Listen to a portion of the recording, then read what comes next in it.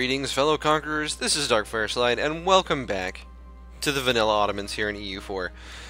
Now, we're doing pretty well, as you would expect from the Ottomans. This is pretty standard stuff here. We're already sitting at 385 development, at 1455, so just a little over 10 years into the game. We still got, you know, something like 380 left, so we're doing pretty well. I imagine we're going to be quite massive by the time that this all ends. I am going to send a stack back to defend against these separatists that are going to spawn in Moria, not to be confused with the Lord of the Rings mine of the same name, although it is spelled differently, of course. And we're in a really good position. Let's see, we want to move towards legalism, so we'll go ahead and do that. Alright, and Dulkadir and Akkoyunlu have ended their war. Now we've declared war against, I'm going to call them Kandar. I know it's pronounced differently, forgive me, I'm just going to call it Kandar. Maybe I'll look up how to actually pronounce it, but I think I'm just going to call it Kandar. Go ahead and send these two. You know what? I want to test something. Let's just go a little crazy here. Do cavalry units by themselves move faster than infantry units? They don't. You know, that's actually surprising. I thought that like lone cavalry regiments would have a faster like movement speed than you know, like like maybe I thought wrong on that one, but that just makes sense to me. I believe this is a Highlands province. Yeah, so the enemy's gonna take a -1. They've got 3 shock, so it kind of evens out. We do have a maneuver bonus. That doesn't really help us that much in the actual fight, though. I'm pretty sure we can take these separatists, though. Ottoman early game stacks are really strong. Just really good pips.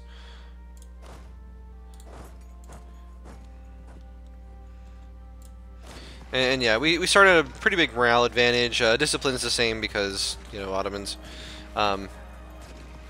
We're actually taking quite a few casualties, unfortunately. Rebels do that to you because their armies are always the same as yours. For some reason. And we're just going to go ahead and finish down these sieges. And what we're going to do is, so we built up a lot of aggressive expansion with our Western neighbors, specifically, you know, Hungary would be the one we'd be most concerned with. If we go ahead and look at our aggressive expansion map here, you know, although it's rapidly improving. So the two main factors that determine whether or not a country cares at all about your aggressive expansion, the first one is culture, the second one is religion. So if you take land from a country that is not someone's culture or religion, they tend to just not care. You know, Catholics care about Catholics, and, you know, Turks care about Turks, and Hungarians care about Hungarians, but if you're taking, you know, land from a culture that isn't that, then they kind of don't care. So the thing is, we're going to take a bunch of land in this war. But the thing is, all of these people are Turkish, and we're also Turkish. So all of these non-Turkish nations around us are not really going to care that we're about to take a ton of land in this coming war. Let's see, we can get 10 prestige or 73 ducats. I think you go with the prestige on that one. Just my personal opinion. And yeah, we're just gonna go ahead and finish these sieges. Ask Karaman to we're gonna ask Karaman to be our vassal after taking a couple of provinces from them.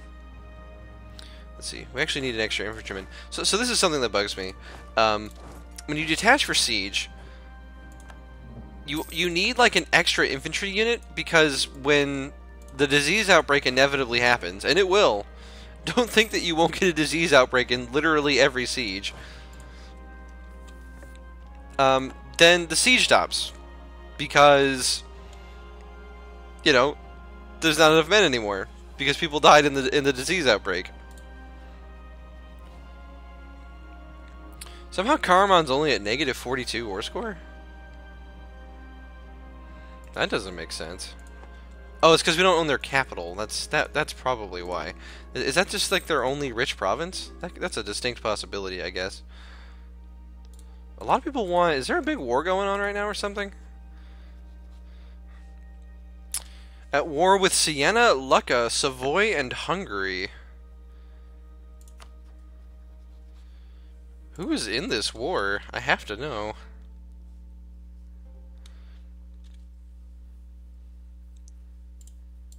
So Siena is at war with Florence and Genoa. Well, Genoa's about to get destroyed.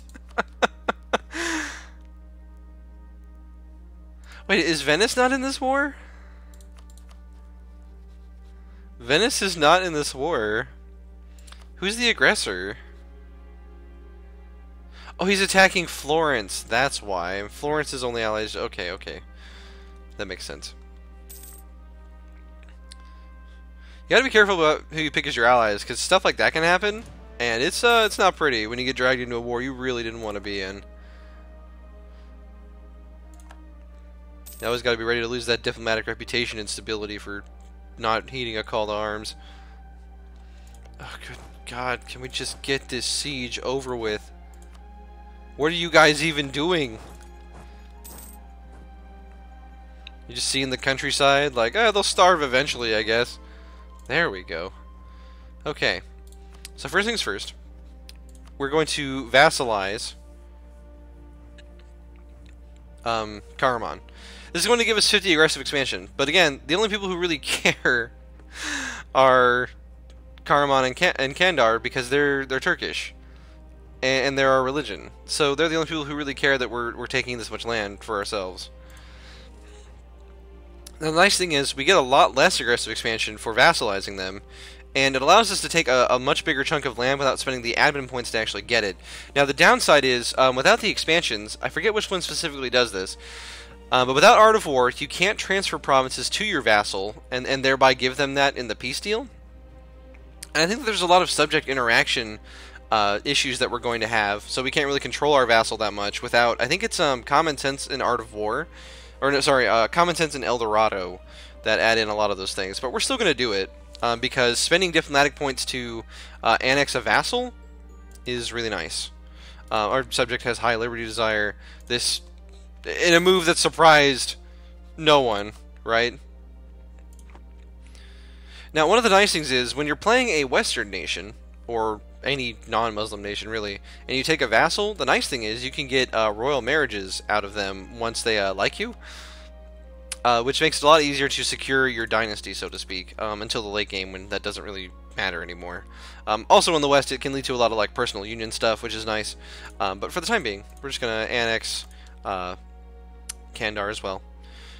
We'll go ahead and take, let's see, now this is interesting, the Mamluks would be willing to join a coalition, but they're not going to because the Mamluks are weaker than us, so they're not going to want to do that. And Dulkadir exists, but again, it's not really going to be anywhere near like a problem. And we'll go ahead and pick up 45 ducats as well. Alright, so we fulfilled our mission to consolidate Asia Minor. So we get a faster manpower recovery speed, 10% reduced cavalry cost, and permanent claims on Kurdistan, Erzurum, and Dulkadir. Look at all those claims. That's ours. TM.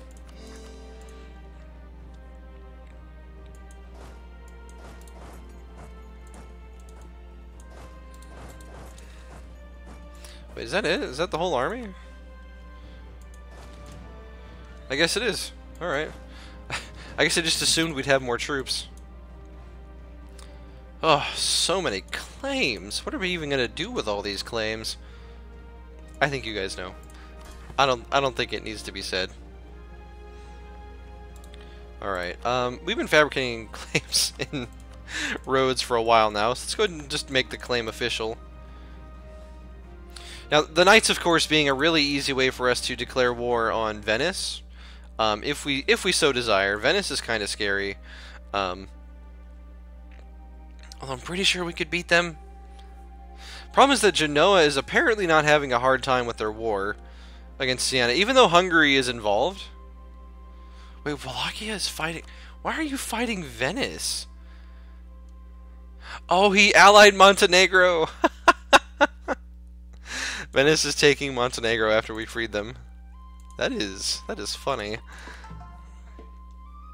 Alright, our religious unity is only 79%. This will improve with time, I'm pretty sure. I think the Ottomans get a national idea that does that. If not, we're probably going to take humanist ideas, because converting all these provinces would be terrible. Now, as time passes, I believe, now,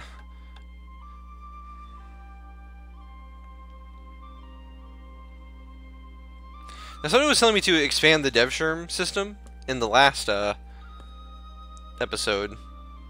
So maybe we'll do that later on in this one. We'll give it a shot. Now, I wonder, is there a way to improve...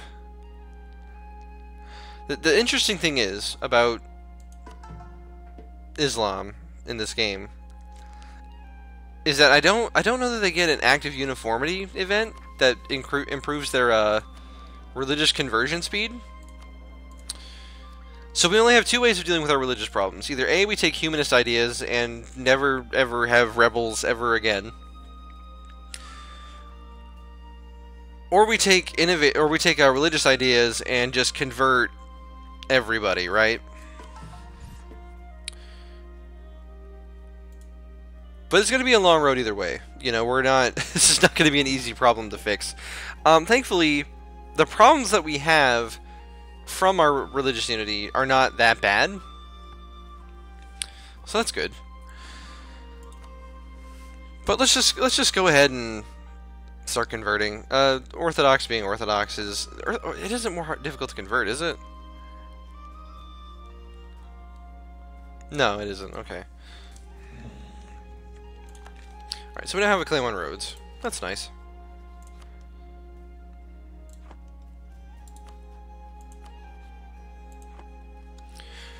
Let's see. Our manpower is still looking pretty good after that war, enough that I'm thinking of expanding our army a little bit more, although our economy is not faltering.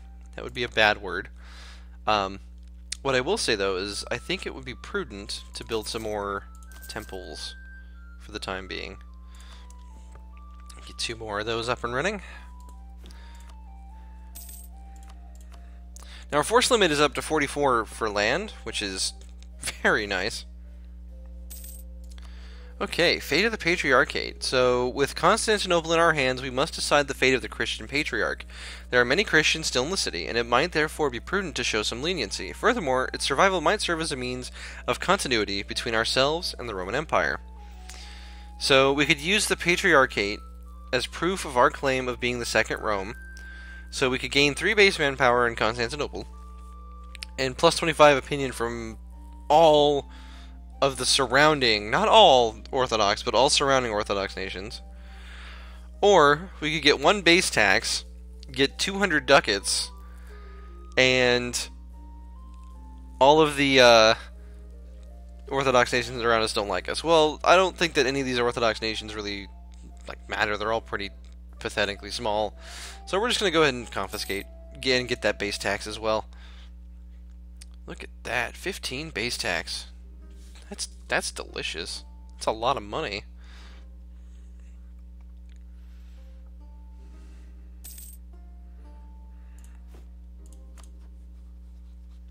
Alright, so what are we doing now? Well, we've got Karaman as a vassal. They're not a fan of us. We're going to improve relations with them so that they like us a little bit more than they currently do. And that'll only get better as time passes, of course. Then we do have a lot of aggressive expansion, so we're going to be trying to cool that off at least a little bit. But for the time being, we could really think about expanding into Serbia a little bit and just start moving towards Hungary. It is nice to have them as kind of a buffer state with Hungary, although I think a conflict with them is inevitable, especially if Austria ever gets around to rivaling us. Now, that being said, the thing is, if Austria ever gets into a big nasty war with France or literally any of their possible big neighbor enemies, and Hungary gets dragged in especially, that could be a really easy time for us to kind of strike and get, into Europe for the most part. We're going to go ahead and take our first national ideas. And I'm really, really tempted by Humanist. I think that that's a really strong group. If not immediately, then definitely in the near future.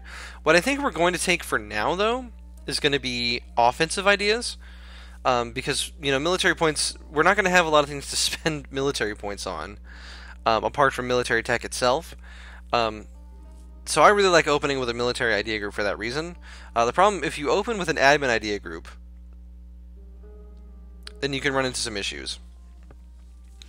So we're going to go ahead and start with offensive ideas. As you can see, we're already super far ahead on military tech. We're actually doing pretty good on admin tech as well, just because our ruler is so good at what he does. But let's go ahead and pick up Land Leader Shock +1 for bayonet leaders. And if we get our first 3 ideas here, our core creation cost goes down by 20%. Is the first Ottoman idea, which is pretty awesome.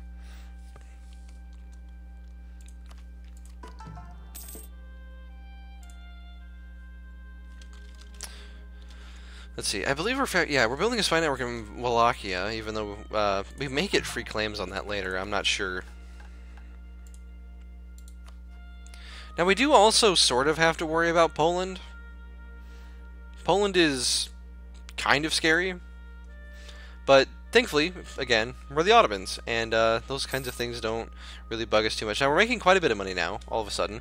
We're up to 6.18 ducats a month. We're going to go ahead and keep building temples, because we really just want more and more money so that we can support a truly, unstoppable army. Thankfully, we are, nearing the tech where we can actually build a barracks and get more manpower, because that's kind of the plague of the early game, is that you just do not have anything like that you need, any of the manpower. So we have a ton of forts as well. We're going to go ahead and mothball them, just to get a little bit more money than we're already making. By a little bit, I mean 3 ducats a month. Just a little bit.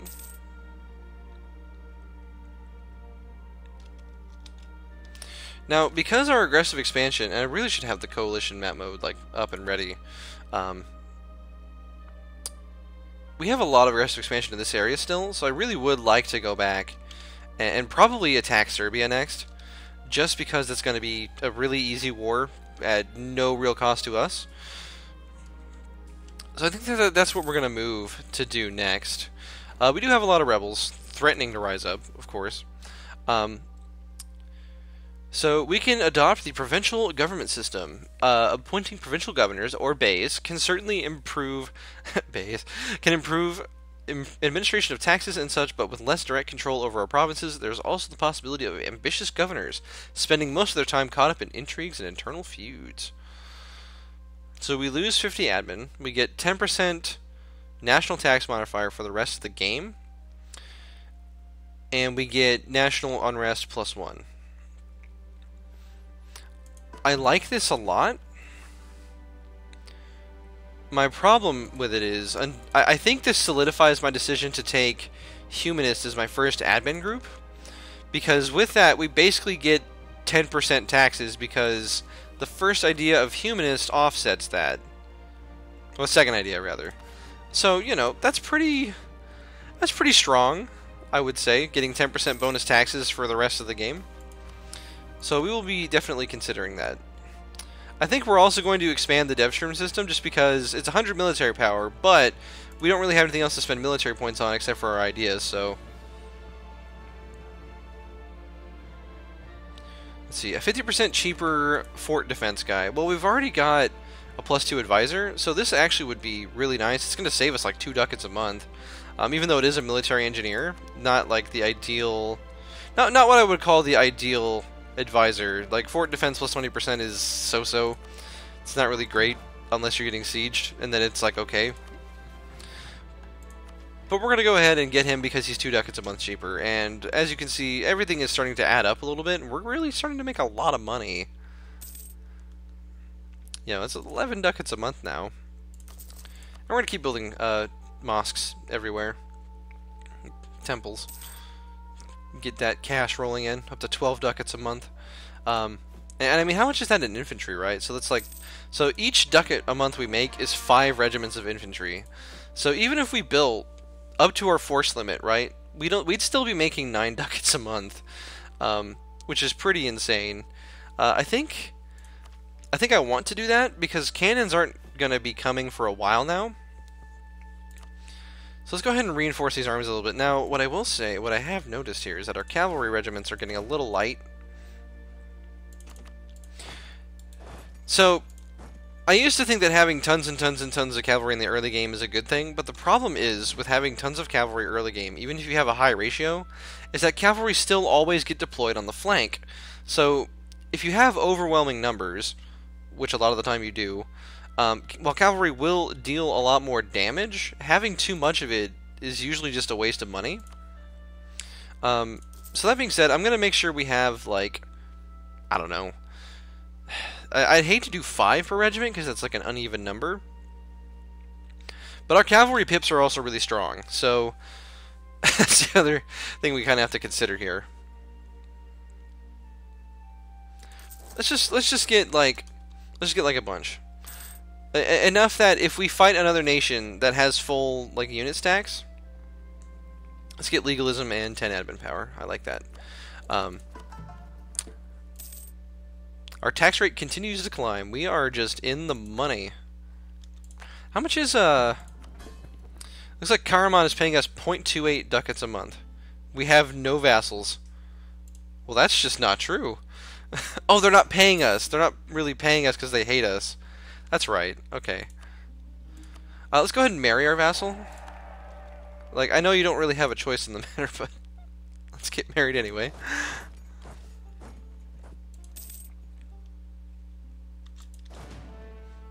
Alright, so this stack has 6,000 cavalry. Okay, and then the rest of our 8 troops that we're going to build, because I do want to build up to the force limit, just so that we're terrifying and people feel absolutely no urge whatsoever to actually declare war on us. Looks like there's some Orthodox zealots in Crete that are now going to teleport to a different province, which is one of my favorite things that they can do. How's Genoa's war going? Oh, he's losing.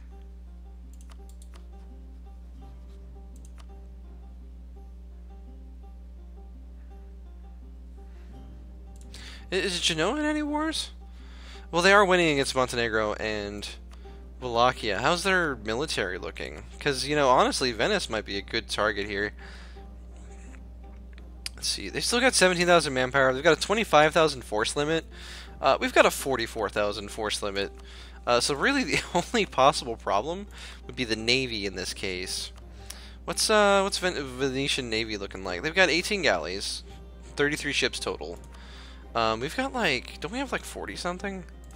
Yeah, we have 42 ships. And I'm gonna go ahead and I think I'm gonna go ahead and build the rest of the galleys that we could afford to have. Just because I really want to seize control of the seas.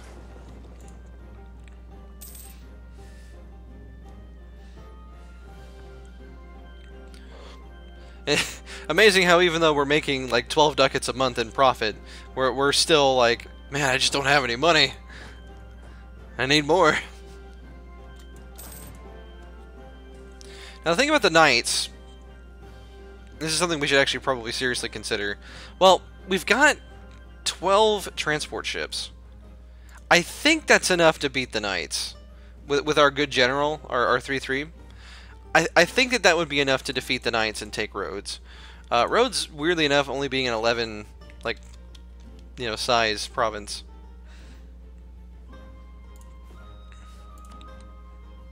Our force limit continues to go up as our autonomy drops and our effective total development goes up.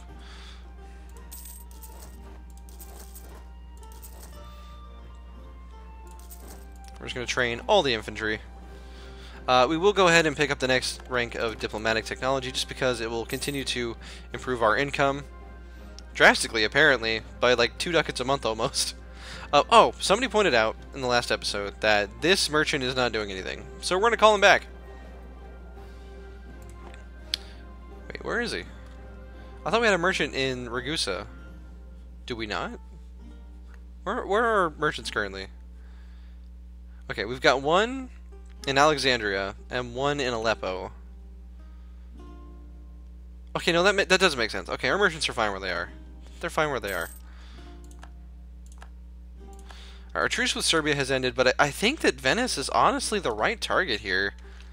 I think that we stand to gain more in a war with Venice than we stand to lose. By a significant margin. Like, really just this consolidation of this area. The only downside being that Genoa won't accept the call to arms, and while we originally viewed that as a good thing, I honestly think that we would have been fine otherwise. Okay, we need to get this army to a coastal province where they're actually going to have enough supply limit.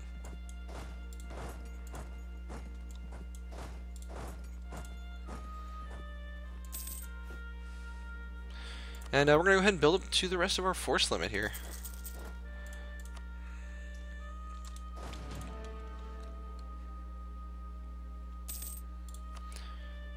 Go ahead and fabricate some claims on...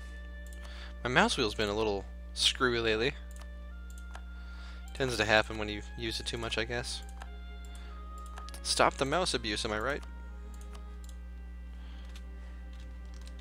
Now, the funny thing is, our diplomats don't really have like all that much to do because there's not really that many people around us that we want to make happy or fabricate claims on even. The only person I could possibly think of would be like the Mamluks, but we eventually get a mission to conquer the Levant, I'm pretty sure. So how do we safeguard Anatolia? So we need to own all provinces in Kurdistan, Erzurum, and Dulkadir. Okay.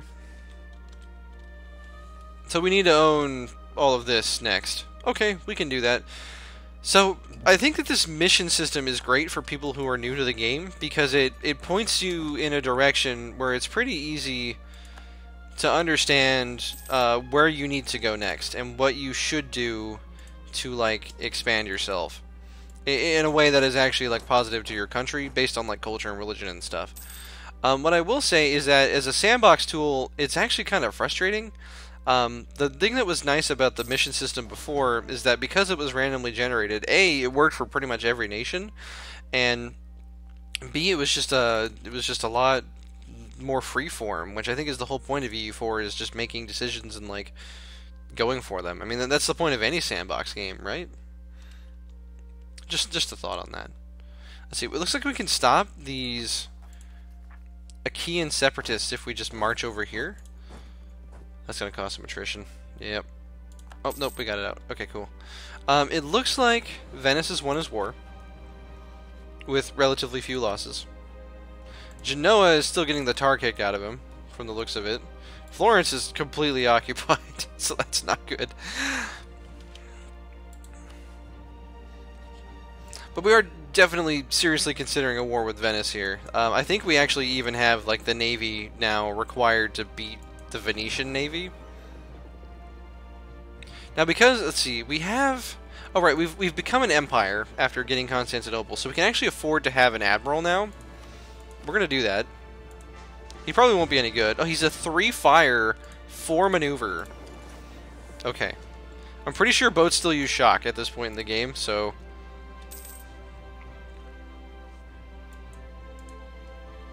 Alright, where are those trade ships? Let's just bring them back. Oh, you know what? It wasn't the merchant in Ragusa, it was the trade ships. Yeah, that's what it was. Whoopsie! Let's see, and then in Athens, there's some Byzantine separatists. The rebellion in the new province we just took is pretty low because there are culture and religion already. So that's pretty nice. That's pretty easy to manage.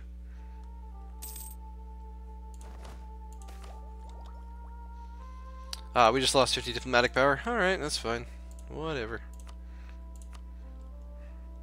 Alright, we have the ducats. We have the will, we have the cause, and in the next episode, we are going to declare war on Venice and take back what is rightfully ours from these Italian bastards. But I hope that you enjoyed this episode in the meantime. As you can see, we're continuing to grow rather quickly. And again, the thing is, this is all in vanilla. So if you've just picked up the game, this is a playthrough that you can do without any of the DLC. And still, as you can see, we're doing great. We're doing just fine. And my initial impression overall of how EU4 functions without DLC is that really it's more of a game about the people who already have things that they can do things with. So France and Hungary and England and Austria and Poland, Castile and Muscovy, big nations that can already fend for themselves in specifically the western part of the world. So the DLC really adds in ways for smaller nations to do well and for nations outside of Europe to excel. That is my initial impression of the game without DLC, but we're going to keep playing this playthrough, see if any issues pop up. I'm expecting there's going to be some funny stuff going on with our vassal at some point, although we're going to try to annex him as quickly as possible. Reason being that because we can't transfer provinces, if our vassal gets excited and sieges down a province, we can't actually take that province. So what's interesting is we actually have to be very active and involved in our wars. We can't let other people siege things down for us because it goes to them, not to us.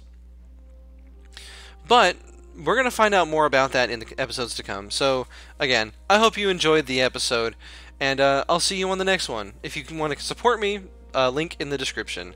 And if you want to contact me, the links are there as well. I'll see you on the next one.